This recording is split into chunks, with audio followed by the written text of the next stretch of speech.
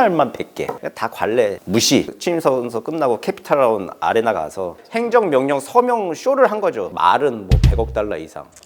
올려주는 거는 조금 뭐 불가피할 것 같아요.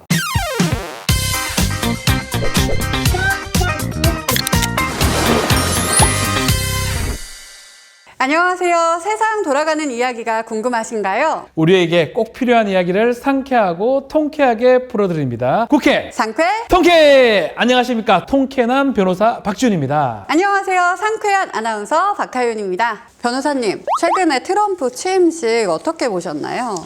이렇게 근엄하게 취임 선서하는 모습 정말 인상적이더라고요. 네, 맞습니다. 날이 너무 추워서 강추위 때문에 실내에서 진행을 하게 됐는데 평범하진 않더라고요. 그럼에도 전 세계가 주목하고 있었고 우리나라 역시 주목을 합니다. 너무나 중요한 나라이기 때문에 그러다 보니까 앞으로 우리나라에 어떤 영향을 미칠지 관심이 가더라고요. 네, 맞습니다. 그래서 오늘은 새롭게 시작된 트럼프 행정부 2기에 대해서 이야기를 해주실 귀한 분을 어렵게 오셨는데요. 한라대학교 정대진 교수님 나오셨습니다. 교수님 안녕하세요. 안녕하세요. 안녕하십니까. 반갑습니다. 원주 한라대 정대진입니다. 네. 반갑습니다. 원주 한라대의 우리 정대진 교수님. 네. 저희가 방금 트럼프 취임식 얘기를 네, 좀 예, 했었는데 교수님도 보셨죠? 네, 봤죠. 어땠습니까? 40년 만에 실내 취임식장이었잖아요. 그리고 또 그 장소가 아이러니하게 2021년도 1월 6일 날 트럼프가 거의 선동하다시피 해가지고 그 장소입니다. 그렇죠. 그 폭도들이 난입을 했던 장소인데 거기에 다시 가서 취임 선서를 하는 모습이 정말 참 역사의 아이러니. 인생은 돌고 돈다. 트럼프 재기를 딱 선언하고 점령군처럼 들어간 느낌. 그런 느낌으로 좀 바라보게 되더라고요. 점령군이라고 말씀을 해주셨잖아요. 이 취임식을 사흘 앞두고 트럼프 대통령의 새로운 공식 사진이 게시가 됐었는데 혹시 보셨었나요? 이거 아닙니까? 맞습니다. 조금 다른 것 같기도 하고. 그럼 근엄한 모습. 맞습니다. 2017년대와는 달리 특유의 무표정한, 살짝 무섭기도 한 그런 표정을 보여주셨더라고요. 실제로 이게 그 머그샷 포즈랑 거의 유사합니다. 또 일각에서는 2024년 8월 달에 조지아주에서 기소됐던 그 사건, 그 머그샷, 그와 비슷하다고 하는데 이렇게 머그샷 같이 이렇게 찍은 이유가 있을까요? 그 머그샷 기억하시면 이게 머그샷을 차용을 해서 이번에도 찍은 거는 자기가 이제 돌아왔다. 4년 전 이게 퐁당퐁당 대통령이 없었죠 그동안. 현대에는 없어요. 불가능하죠. 어렵죠. 없었고 21세기 처음에 있었는데 어렵죠. 예. 그 힘든 시기를 끝마치고 내가 돌아왔다라고 하는 거를 표정을 보여주는 거죠. 그 표정대로 가겠다라는 그런 뜻으로 보면 와신상담. 이걸 이때로 가겠다. 앞으로 무언가를 보여주겠다. 보여주겠다. 그리고 중요한 거는 뭐냐면은 그때 새로운 도전 여기서 시작한다만 이제 이런 불굴의 의지를 그때 담았던 것 같아요 아마. 근데 이걸 바라보는 전 세계는 조금 이제 불안불안하죠. 이렇게 하도 도전적으로 나오니까. 왜냐하면 일기 때가 아닌 위기 때 모습을 그대로 지금 하는 거잖아요. 세계적으로 봤을 때는 되게 무섭기도 하고 불안하기도 했습니다. 근데 무섭기도 하지만 사실 자신의 위기, 어떻게 보면 흑역사를 새로운 기회로 만들어낸 게 정말 대단한 것 같지 않습니까? 그렇죠. 트럼프 하면은 저 다른 키워드로 저는 유니크라고 생각해요. 유니크. 이런 사람 진짜 독특하다. 네, 진짜 없어요. 이런 사람이. 사업가 중에서도 굉장히 유니크한 사업가잖아요. 그러니까 사업가면 돈 벌면 되는 것이 그거 이상으로 해가지고 과거에 젊었을 때부터 막 미국을 다시 만들자는 책도 쓰고 영화에 카메오로 출연도 막 하고 뭔가 다른 면모가 옛날부터 있었던 건데 이것들을 응축시켜가지고 인생 지금 80 다 된 나이에 이제 뭔가 자기 미국의 황금기가 돌아왔다라고 얘기했지만 이제 트럼프의 황금기를 사실상 선언하고 있는 것 같은 느낌. 이게 취임식 주변에서 이제 봤던 것 같습니다. 유니크하다고 얘기를 해주셨잖아요. 그만큼 트럼프는 사실 예상치 못한 돌발 행동을 하는 걸로 너무나도 유명한데 트럼프 집권 일기 시절에는 어떤 돌발 행동들을 했나요? 너무 많아가지고 이게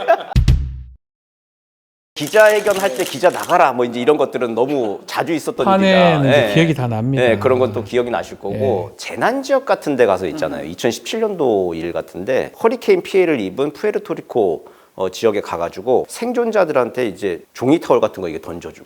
기억나요. 그리고 기억나실 거예요. 메르켈 총리랑 그리고 유럽의 정상들이 이렇게 둘러싸여 있고 자기 혼자 이렇게 탁자에 앉아가지고 유럽 정상들하고 혼자 다 상대하다는 듯이 뭐 유럽 올 테면 와봐 막 이런 식으로 해가지고 독단적으로 나가던 그런 모습들. 이게 이런 거는 뭐 그냥 뭐 일도 없이 그냥 계속 이제 벌렸던 것 같고 뭐 이런 일 등등등 해가지고 뭐 셀 수 없이 에피소드가 굉장히 많죠. 정말 다양한 돌발 행동, 우리가 예상할 수 없는 행동들을 했는데 이제 이번 당선이 되면서 트럼프가 뭔가 새로운 기록을 세운 것 같아요. 좀 전에 얘기했지만 퐁당 이것도 아마 기록으로 봐야 될 것 같고 여러 가지 기록들이 어떤 게 있을까요?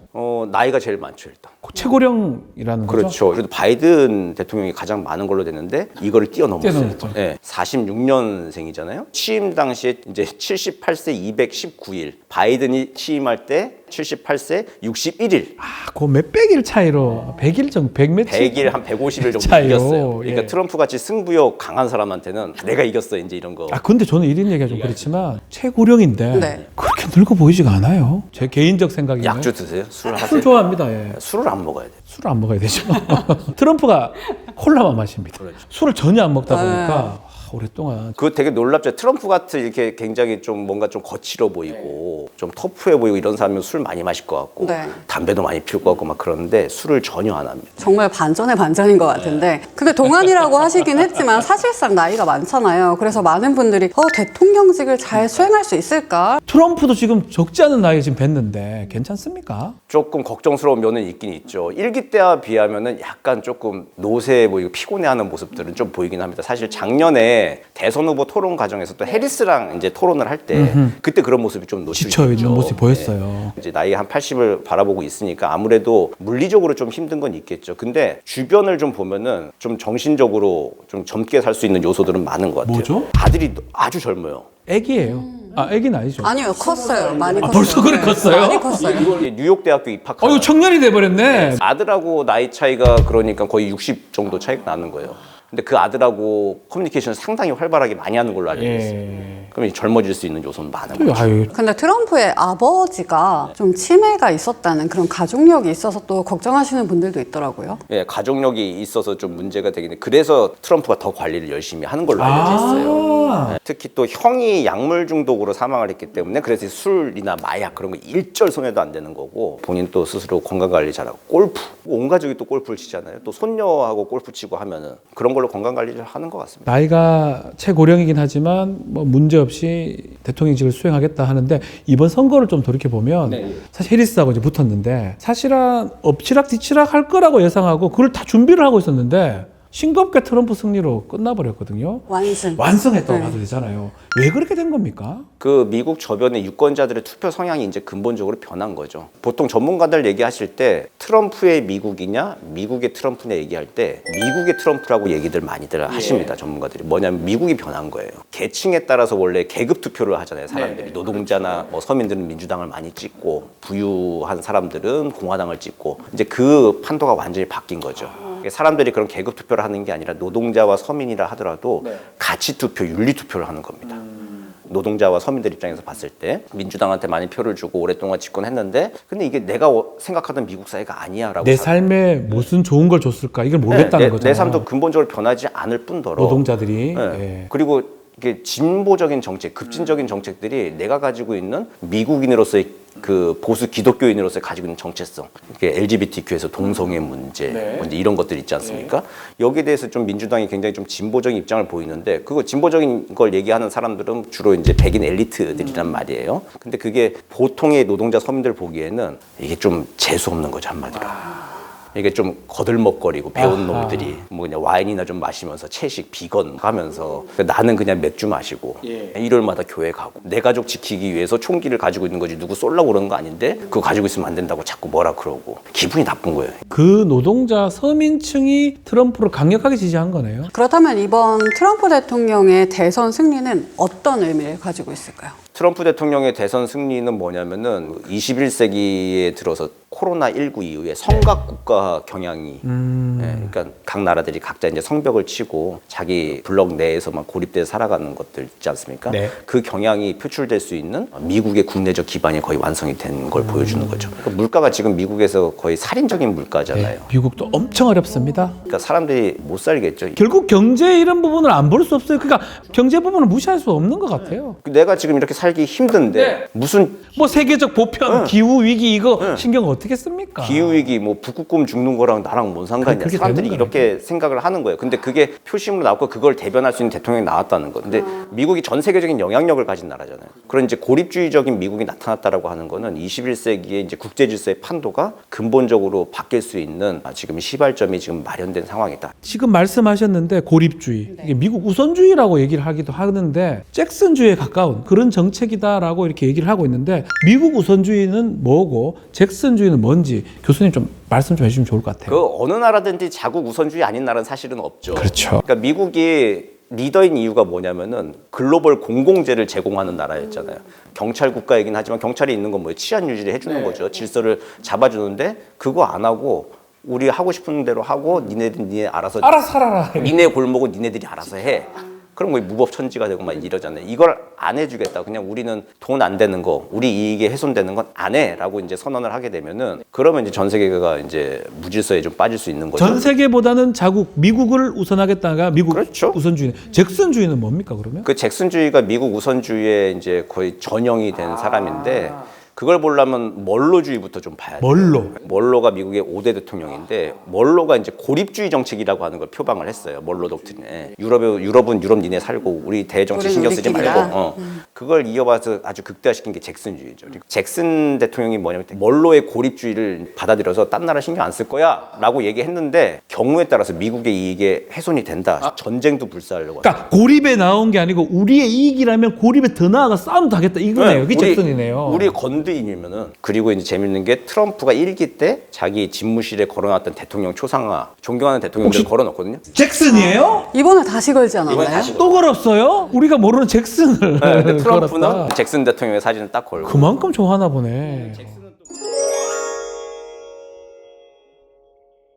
네, 트럼프 대통령에게 취임하자마자 행정명령을 어마어마하게 해버렸어요. 첫날만 100개. 그리고 행정명령을 보통 취임 선서 그거 한 다음에 네. 의회에 가면 대통령의 방이 있어요. 거기서 그냥 상징적인 거 보통 1개 내지 2개 정도 하고 의회 지도자와 오찬을 하고 하는 게 보통 관례거든요. 네. 다 관례 무시. 취임 선서 끝나고 캐피탈라운 아레나 가서 한 2만 명 자기 사람들 보는 데서 하더라고요. 그런 데서 이제 100개 일일이 뭐 하는데 그러니까 이제 행정명령 서명 쇼를 한 거죠. 사람들이 열광하고 기다렸던 정책들을 그거를 발표하고 막 펜 이게 던지면서 선물해주고 퍼포먼스가 진짜 대단하네요. 그럼 이번 트럼프 행정부 2개 주요 정책은 어떤 것들이 있을까요? 다들 아시다시피 이제 불법 이민자 추방, 군대 내에서 동성애자들 이제 다 추방해버리고 그리고 LGBTQ 정책이나 이런 것들이 좀 다양성 정책, 포용성 정책 이런 거 있을 때는 성별 표시가 여러 가지가 있었어요. 남성, 여성 외에 뭐 다른 표시도 좀 있고 했는데 이제 이런 거 다 없애겠다라고. 이제 남녀밖에 메일, 남녀밖에 피메일밖에 없고. 안 그리고 미국의 LA 공항 같은데 이제 환승해 보시면 아시겠지만 그냥 화장실 표시만 이렇게 있거든요. 남녀 구별이 없어요.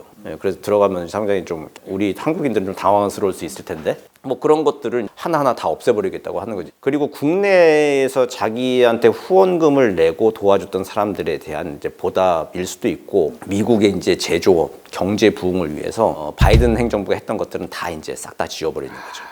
그러니까 친환경 정책, 재생에너지 이런 것들 다 지워버리고 석유 시추 다시 하겠다. 뭐 이런 거 하고 조선소 살리고 미국의 제조업 살리겠다라고 하는 거고. 그리고 다보스 포럼 연설에서도 메시지는 단 한 가지였어요. Made in USA. 그것만 해라. 그럼 나는 문제 없다. 대외적으로 봤을 때는 이제 그거를 압박하기 위한 수단이 관세죠, 관세. 관세를 올리겠죠. 엄청 올리겠죠, 이제. 그러니까 선거 때도 보편관세 10% 얘기를 했고 중국은 60% 얘기를 했고 이제 캐나다, 멕시코에는 25% 관세 매기는 거 선언을 했어요. 근데 중요한 건 뭐냐면은 1기 때 어떤 시행착오가 있었기 때문에 지금 진화한 모습을 사실 보이고 있는 것 같아요. 특히 관세 부분에 있어가지고. 관세가 예. 근데 관세를 올리면 어쨌든 미국에도 갑자기 물가 압력이나 충격을 줄 수 있는 건데 그걸 다 계산을 하면서 천천히 하고 있어요. 치밀하게. 그때 실패한 것을 전철을 밟지 않겠다라는 게 트럼프 2기 때 아마 생각 같은데 전 우리나라 얘기를 하지 않을 수 없는데 방위비 분담금 많이 올렸잖아요 1기 때 올리라고 하겠지요. 예, 방위비 분담금 재협상은 걱정인데요? 언젠가는 이제 시간이 문제지 언젠가는 아마 걱정입니다. 카드가 이제 들고 올 거고요. 이제 이거 어떻게 대응하느냐가 좀 문제겠죠. 예. 말은 뭐 100억 달러 이상. 얼마야 100억 달러면. 지금보다 한 10배를 더 내야 되는 건데. 그러니까 트럼프의 특징이 이제 말은 한 150 해놓고 실제로 한 7, 80 정도 이렇게 하고 이제 이렇게 해서 조정을 하는 건 아마 그렇게 조정이 되긴 될 건데요.